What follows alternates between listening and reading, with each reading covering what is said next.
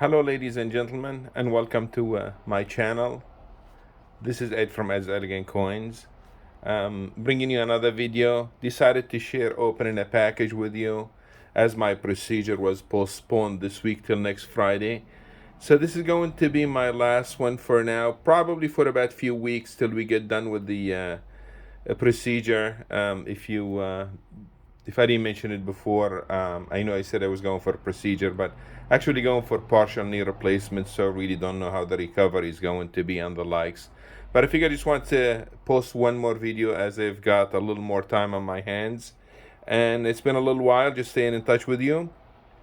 Business has been really strong. A lot of buying.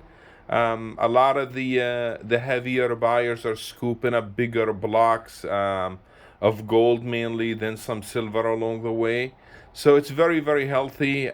This drop is kind of annoying, as you may tell, but you have to look at the flip side of the coin. If you're not selling today and tomorrow, like I always advise, you go in increments. I just feel like the metals are at great prices, great levels, and they're really, it's like a fire sale. So I would recommend still keep dipping in, taking advantage of it.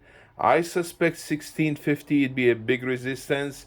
If we break through that, we might go a little bit lower, maybe 1630, but I think it should hold the 1650. It's going to be, there's a lot of commotion reading into the Fed's decision rate next week. It's probably going to be about 75 basis points, as the inflation numbers are just skyrocketing, and they're going to try to slow it down. Once they're done with all that stuff, we should firm up very much, then find a nice healthy footing. Things still aren't too rosy for the economy, or globally speaking, global economic growth is really looking kind of dim. So yeah, the game is still is the metals, gold, silver. Hold on to your metals as much as you can and keep adding if you can. I still think it's a great buying opportunity, like I mentioned earlier. So in this video, we're going to share a package with you, opening some of the coins that have come in. You'll notice in this business, you as kind of understand the grading aspect of it. Not every coin is definitely worth slabbing. That's going to fetch you the big money. You're going to have a lot of the lower end coins that they really need to be in holders inexpensively. It's much easier to promote and sell that way, as a lot of the people, if they don't know the product or they don't know you, the dealer that is, they would suspect it may be fake, maybe issues, so forth and so on. Even if it has issues and it's authenticated by the grading service, it's still marketable. So that's why we send in as much as we can that are good chance for them to be sold on the retail or the wholesale level, whether cleaned or not. So if you happen to see some of the coins clean or issues, it's normal. It's normal. Like I said, not every coin is going to be a home run. The better coins, they go on the more expensive line. So the lesser coins, they go on the economy line, which is about half of the rate. So if just kind of give you an idea. And if you have real super expensive coins, then they would either go on the express line, it's few days, or they would go through the walkthrough, and that's about 2-day process. So we begin sharing, opening this package with you and see how we did.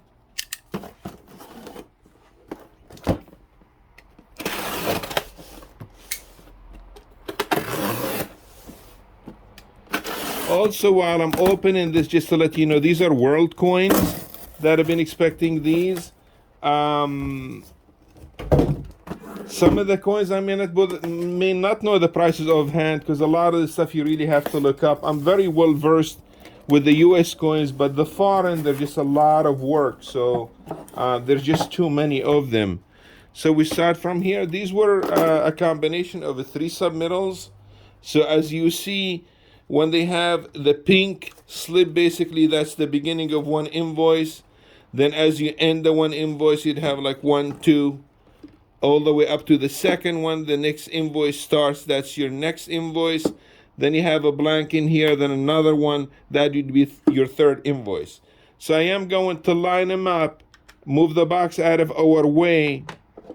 This way we have a little bit of room to work. Then we see basically how we did. So that looks like invoice number 1. This would be invoice number 2. And these would be, and I think I had shown you these coins earlier before they went out. Maybe not all of them, maybe some of them. It's hard to remember after a while, because they take a really long time now. You're talking about 2.5 to 3 months at times to get the stuff out, which is, I forget what I ate 2 days ago, so that I may still remember, but it's very hard to recall 3 months from now as to what went in there. But here we go. So now we got the mess out of our way. I would like to show you the coins as they came in. Invoice number 1. Invoice number 2. We do have also more coins there. Hopefully when I am back within a few weeks, like I mentioned, I'll have some more NGC coins for you. Some of you seem to like this idea of just sharing, opening the package with you. So here we go. We're going to see it just like Clint Eastwood. The good, the bad, and the ugly. I love that. I just finished watching it again. I don't know for the how many times. Obviously Western, if you happen not to know. But I'm sure most of you would know Clint Eastwood. So one of my favorite actors. These are Canadian dollars. This is a 1938. The earlier ones, they're much lower mintages, so they do fetch in decent money. I'm going to say probably the 35 through the 38s in the couple of $100 range. Again, I'm just guessing here. I would have to do. This one here came back AU polished. The Canadians are a little bit tricky because some of them, they tend to look PL-ish. Sometimes polish or buffing, you could take just a piece of cloth, or you could just rub your hand over it, and you give it that sheen, so they would call it like polished. This is a 1946. The key dollar out of these is actually the 1948, which we had to send in on the express service, and we found that that one did make a 61. This is a 1947. They have different varieties. This is the maple at the date. So basically, once you see the date, you will see right next to the date there's a little tiny maple. It's a bit hard to see, but here you go. Hopefully you can see it. Yeah, that looks good. Next to the 7 there on the bottom, there is a maple leaf. There's several varieties there.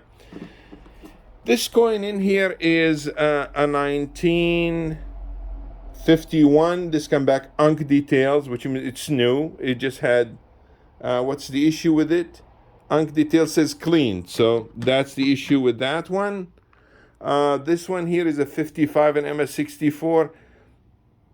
I don't think the later ones are that expensive, but it makes it, again, much more marketable in the holder.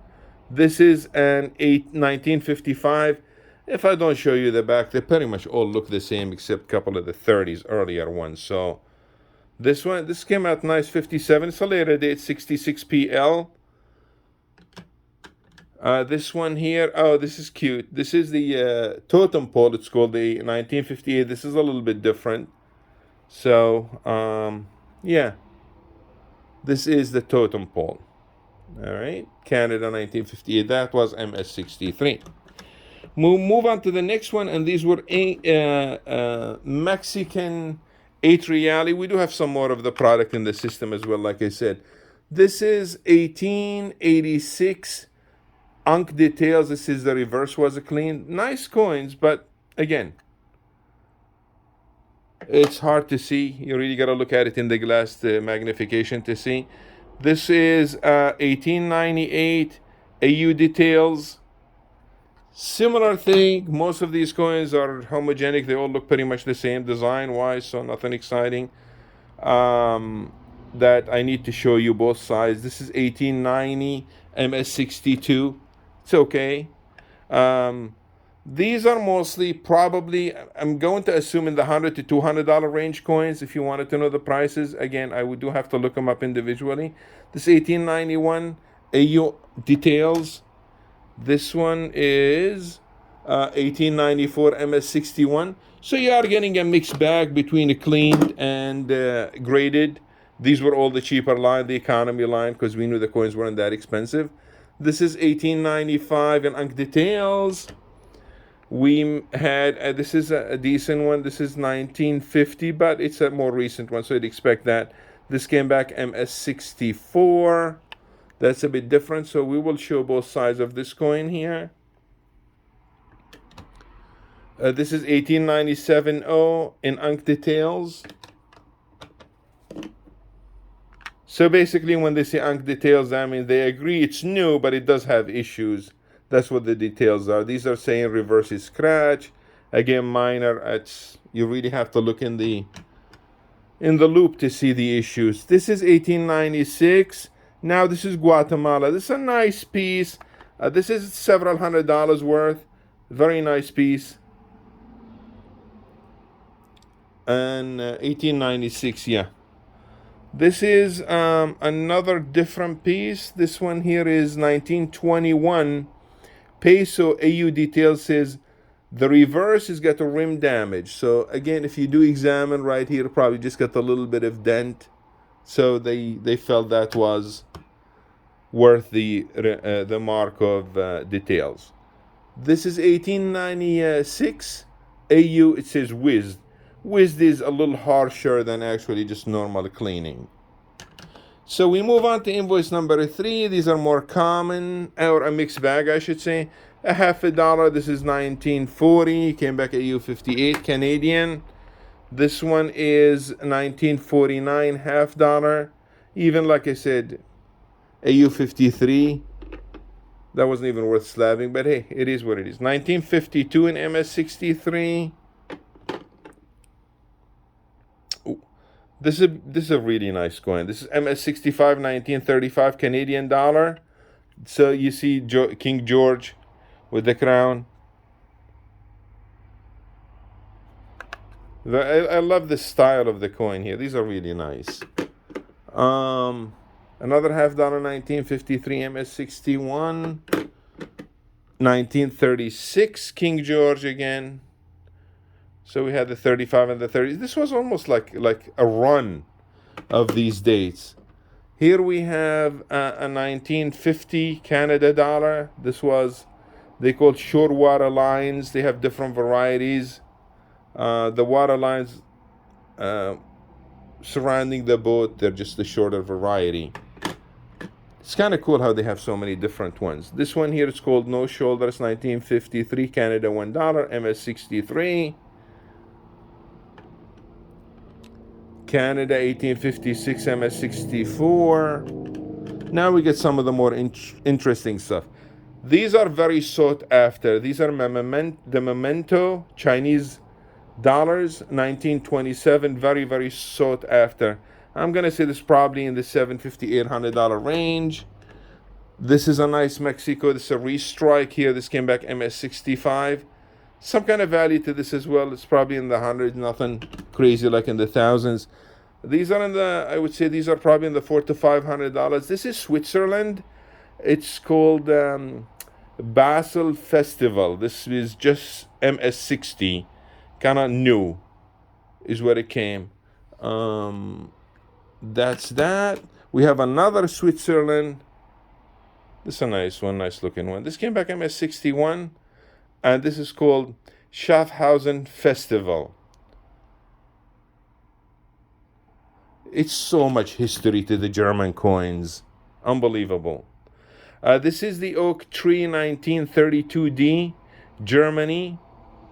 Beautiful, gorgeous actually. It looks like almost our Connecticut in a way. And most of the German coins would carry, obviously, the eagle.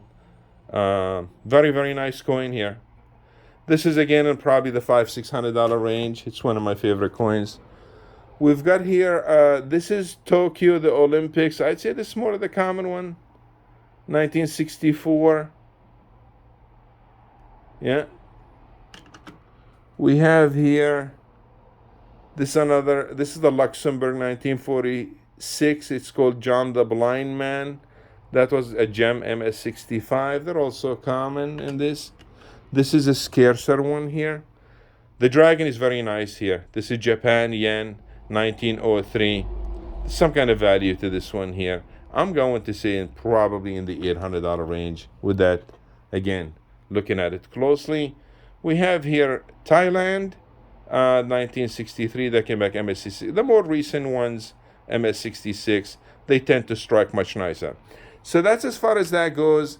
Again, we are still active. We're hoping to reach in that 500 fairly soon. This will we have the 3 giveaways as I mentioned earlier. You will have a link again in the description once we hit 500 subs. Yeah, I'm preparing. I've been very busy lately with doctor clearances and dentist clearance, heart clearance, medical clearance, lots of tests and stuff. So I had no idea it's so involved, but just for the safety, make sure that things will be going as a plan. But yeah, looking forward to seeing you right after I recover. Goodbye for now.